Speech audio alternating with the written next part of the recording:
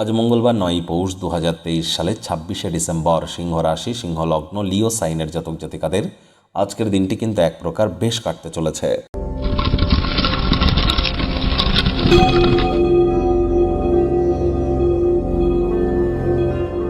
ভিডিওটির শুরুতেই স্ক্রিনে আপনারা দেখতে পাচ্ছেন মঙ্গল গ্রহের বীজমন্ত্র ওম ক্রাং ক্রিং ক্রং স ভূমায় নামা।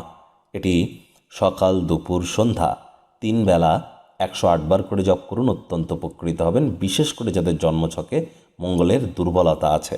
মঙ্গল গ্রহ গ্রহদের সেনাপতি, যুদ্ধের দেবতা, আর IT sector, real estate, army, police, defence, automobile, medical, active income, আমাদের ব্লাড, রক্ত, স্পোর্টস ইন্ডাস্ট্রি, এসবের ধারক কারক বাহক গ্রহ মঙ্গল। আর এই ধরনের ইন্ডাস্ট্রিতে যদি নিজেদেরকে পপুলার করতে চান বা সাকসেস পেতে চান, তাহলে মঙ্গলের মজবুতি তো অত্যাবশ্যক। অবশ্যই মঙ্গলের বীজমন্ত্র জপ করুন। বন্ধুরা, আগত বছর 2024 সাল বারবার বলছে অত্যন্ত গুরুত্বপূর্ণ একটি বছর। 2024 সালকে সংখ্যাতত্ত্ববিদ্যা অনুযায়ী যোগ করলে 2+2+4 = 8, অর্থাৎ স্যাটার্নের ইয়ার, শনির বছর। চারটি গ্রহণ হবে 2024 সালে। দেশ, কাল, স্থান, পাত্র, আন্তর্জাতিক ক্ষেত্র থেকে শুরু করে অর্থনীতি, সমাজনীতি, রাজনীতিতে গুরুত্বপূর্ণ প্রভাব পড়বে। অনেকেই পানিশমেন্ট পেতে চলেছেন, কেউ রিওয়ার্ড পেতে চলেছেন। আপনার রাশির উপরে ঠিক কী প্রভাব পড়বে 2024 সালে, বিস্তারিত আলোচনা 30-40 মিনিটের ভিডিও নিয়ে চ্যানেলে আমরা আগেই আপলোড করেছি। সময় সুযোগ বুঝে দেখে শুনে নেবেন, আই বাটনে লিঙ্ক দেওয়া আছে। ভাগ্য মিটার আজ আপনাদের বলছে 8 আউট অফ 10 ভাগ্য আপনাদের অনুকূলেই থাকবে, তবে কর্মজীবন সম্পর্কে আপনাদেরকে একটু সাবধানতা অবলম্বন করেই চলতে হবে। আজ আপনাদের জন্য শুভ সংখ্যা থাকছে 3 অর্থাৎ 3, এবং শুভ রং থাকছে কেশর এবং হলুদ রং। আজ কায়িক পরিশ্রমের কারণেও শরীর মনে সতেজতা এবং তরতাজাই আপনারা অনুভব করতে পারেন। শখ এবং আহ্লাদ এগুলিকে পূরণ করবার জন্য আজ অতিরিক্ত সময় হয়তো ব্যয় করবেন। পুরুষ হয়ে থাকলে বিনোদনের খাতে, মহিলা হয়ে থাকলে হয়তো বা রূপচর্চার খাতে। অর্থগতভাবে আয় ইনকাম তো আজ আপনাদের বাড়বেই। আর্থিক লেনদেন, বিনিয়োগের জন্য দিনটি আপনাদের পক্ষেই থাকছে। নতুন উদ্যোগ পরিকল্পনার পাশাপাশি নতুন নির্মাণ কার্যের শুরুয়াত আজ করা যেতেই পারে।